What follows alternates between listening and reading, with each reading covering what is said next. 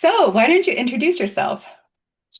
Yes, I'm Komeil and I'm 26 years old and I'm a software engineer. And I think 7 months ago, no, almost 1 year ago, I joined your program and it finished 6 months ago. And yeah, it was a 6 months long course. And yeah, I'm married. I play piano sometimes. Ooh. And yeah, and it's 2 years that I'm living in Netherlands, in Amsterdam. Ah, Yeah, 3 years. That time yeah, flies, right? yeah, exactly. Yeah, yeah, For me, it's almost, or it's, I think, 10 years now. It's crazy how time flies. So, exactly. what inspired you to join the Leadership Landing program? Mhm.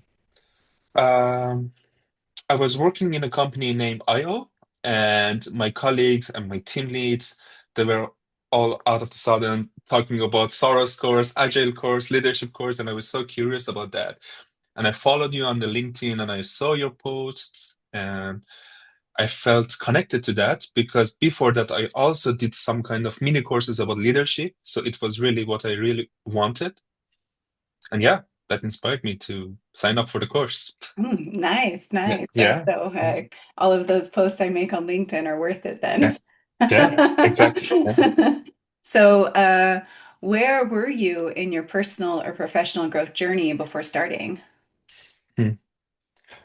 Actually, professionally, I could say I was successful in my work and I was a good software engineer, but I was really passionate about being a good leader, but I didn't have the authority in my position to be a leader. So I was reading some kind of words like self-leadership and first you need to lead yourself and live authentically and find your vision and this kind of things. So I thought that that was that was my situation back then before signing up for the course. So I was passionate, but I didn't know that much about leadership. Okay, great. Yeah, yeah, And what did the words leadership or impact mean to you then, and what do they mean to you now? yeah. Back then, I was thinking leadership is about leading people to a certain point or certain goal.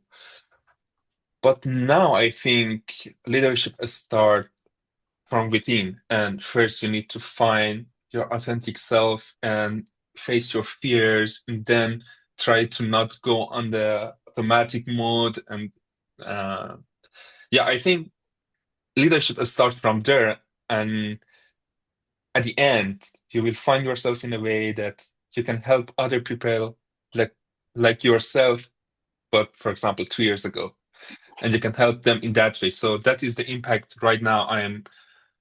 I think I'm empowered to do. So one of the things I was dealing with was shame, and now I have more tools and more power to help other people with shame.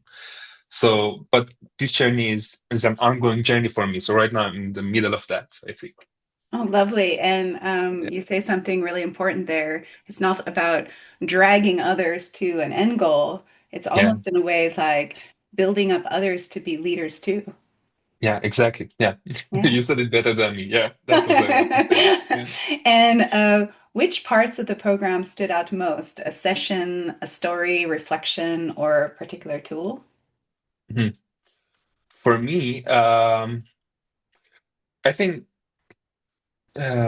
it wasn't only an informatic course, it was transformative course for me. I mean, by that, the reflections helped me to see my blind spots and at the same time, some distinctions. Like, for example, in the core values, you taught us that core value is something you need to to grow, something you need to self-actualize. Um, so that distinction and then the reflection questions, for example, helped me to finally find my core values. I was reading all the lists all the time, but my list after your course was really different than my before that.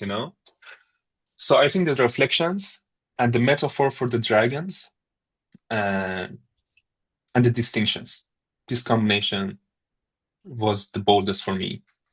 Wow, nice. Yeah. And was there any specific moment that shifted you and how you see yourself or your ability to influence others? Yeah, I think in the Ikigai practice, after I think session 7 or 8, I think Yeah, it was after session 7, I think.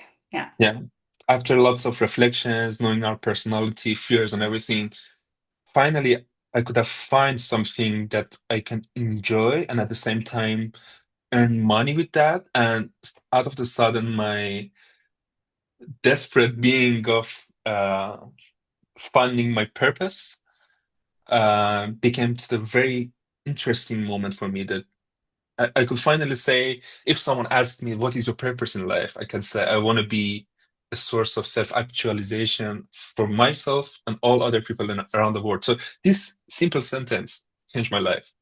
And right now it's about 7 months I'm following that. So I can maybe even after the meeting give you some update about that. Yeah. Yeah. And I'm actually, I remember you in that moment. I even Mhm. remember you in the checkout. You Yeah. were in awe.